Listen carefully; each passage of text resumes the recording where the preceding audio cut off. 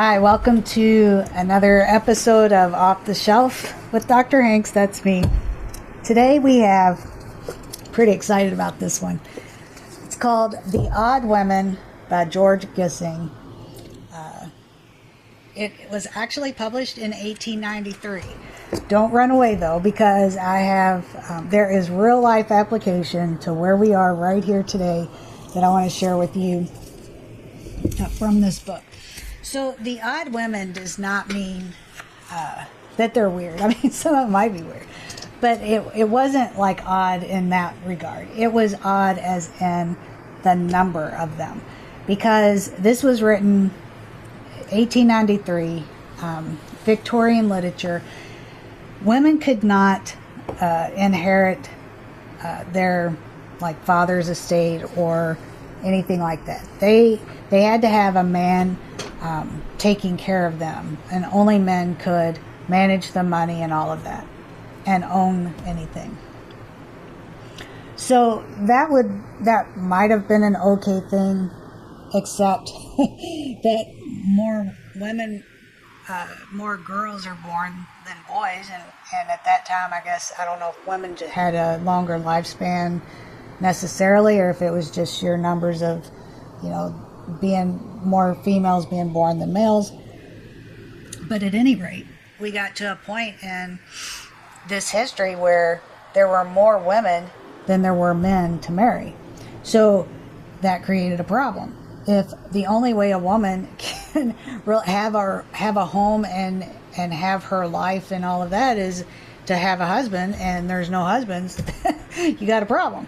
So what we see is this transition period where we have this problem. They know that it's a problem because they're actually experiencing it real time, but there's not a real solid solution for that just yet. So we have this transition. Now, what I find fascinating about this book is how it displays that human nature really hasn't changed at all fundamentally. And what it works through the characters is it shows us these different ways that women were trying to face these challenges and solve the problems that they had, and the different ways that they tried and what worked and what didn't. That's what's the fascinating part. The extreme, let's start at the top with the oldest woman. She is older, like an older lady. She doesn't understand the challenges that they're faced with, because when she was raised, she got married. There wasn't the issue of not having enough men. She got a husband. He took care of her. He still takes care of her, and she doesn't know what the problem is. She's extremely judgmental, and a little harsh and not compassionate at all with the struggles of these other women, because she's never had to deal with it. She doesn't know what the problem is. You get married, and if you're a good enough woman, some men will want to marry you. So that character is okay with the way things had been, and she sees no reason to transition, but she doesn't understand that it's not a choice for the other women. And so that is her flaw in, she's trying to offer advice and tell people how to do things, but she's coming at it from not having experienced anything like what these other women are experiencing.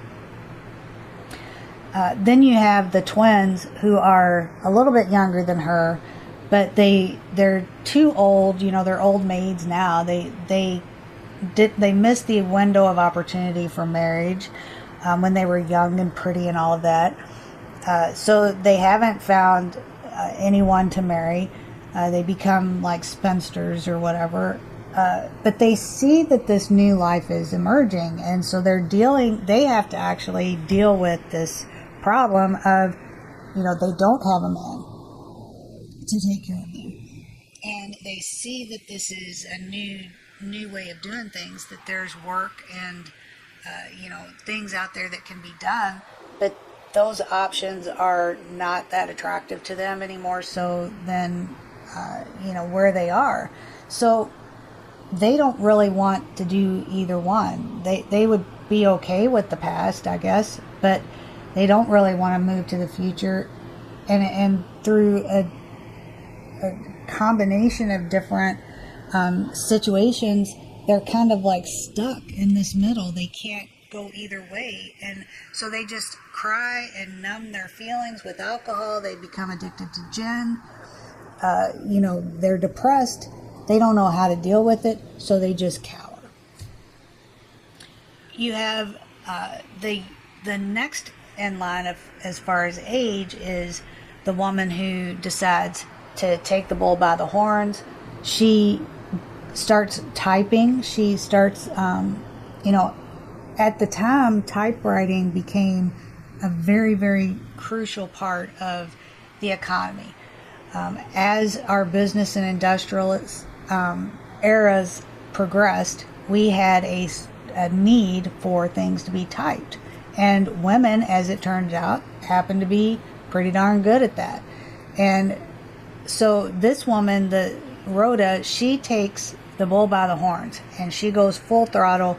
She wants to run a business, recruit other women to type. This is a new way to take care of yourself, to support yourself. It pays good. It's needed. It's a change in technology. It puts you in at the, when the getting's good, let's say. Because the women before, if they didn't have their occupational choices were basically a governess, taking care of other people's kids, a maid, or domestic help, both of those living with the people that you're, taking care of, which offers you a place to live as part of your pay, or like a cashier, or something at a store, maybe, but it wasn't, I guess you could say it wasn't a lot of money. You either had to go live with them and that became your life, or like a cashier or something like that. You didn't make a lot of money at it. So you could do it, but you weren't going to get wealthy off of it. The typewriter girls, that was a way for them to actually find an occupation that they could do, that was needed, and they could make money at. And so that was the whole point of this new occupation and new role. Some of the women jumped hook, line, and sinker, all full throttle onto this. They wanted to do this. They saw the value of it, and they were ready to make that change in a progressive manner. And then you had the younger girl in the story. She's the youngest one, and tries to take the advice of the older woman, the oldest woman. She's young and she's pretty, so she still has the opportunity to marry. And there is a man that wants to marry her, and so she takes the advice of the old woman, and she knows that that's what she has to do. So she marries him, but she's not in love with him. She does what she has to do in order to have her home and all of that, but she's not settled. She's not settled inside, and I think that is the result of, as we start seeing changes in progress, we do start seeing opportunities and seeing independence and paying attention to our feelings and our emotions. And so she has dipped her toe in the independence and the new opportunities, but she chooses to stick with what she considers the safe and stable. And what that does is create all of this dissonance inside of her, because she doesn't love this guy. She ends up running off with another guy. It's a mess. She makes a whole mess of her life by trying to take the best from both and dip into, and it just doesn't work.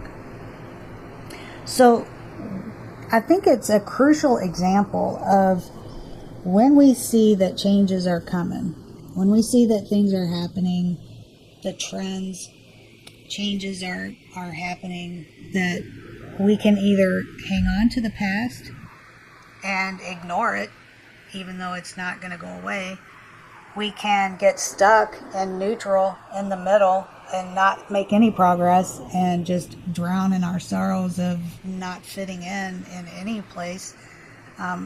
We can try to follow the advice of the old way and then deal with all of the emotional and mental trauma that causes, because you're growing as a person, we're growing as a society together, and you are trying to hang on to something, but you can see the good over, in the new, and you're trying to do both. That doesn't work. Or you can go full throttle and go full on in the new, but that's going to have that's going to take a toll on your relationships and the people that are in your life now who see things differently, and that is going to require a pretty significant shift in the way you do things completely differently to jump on board with the new. And how do you manage the transition for that? And the sacrifices that you have to make in order to do that. So it's not really that any one particular approach is 100% the best. But what I think it does show us is that we need to be realistic when we see changes in society that, we may or may not like it. Whether or not we like it or, choose to recognize it, it doesn't matter. It's going to happen. It's going to happen no matter what. So you can either navigate the change and put yourself in a position to take advantage of it and have the least amount of negative impact on your existing life. You certainly don't want to stay in neutral and just try to drown your feelings with alcohol or drugs and just try to numb yourself, because that's not going to get you anywhere. That's just going to keep you stuck in the middle. And you don't want to try to be somebody you're not and dabble in, both areas and end up making yourself just miserable trying to be, more than one type of person to the world than what you really are. And so I think what it does is it shows us that these changes that we see in our life today, the generations before us have experienced significant change, and everyone has had to learn to deal with that transition in their own way. And by looking back into history, we can see that some of the different ways that people had dealt with it, and now use that as an example for how we want to move forward. So, where are you on this spectrum? And if things are changing in your life, whether or not you like it or want it, or maybe you do, 100% want it, but you still have to deal with whatever's in the past, there's going to be this transition period. And how you choose to position yourself during this transition so that you can attempt to keep everybody happy, including yourself, that's important. And that takes a little bit of attention, a little bit of reflection, and intention with your plans and your actions. So what we can learn from a book published in 1893 called The Odd Women by George Gissing.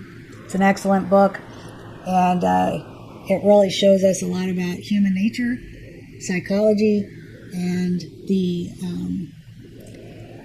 importance of changing with the times and not ignoring them and not ending up somewhere stuck in the middle with nothing good on either side. So, hope to see you next week.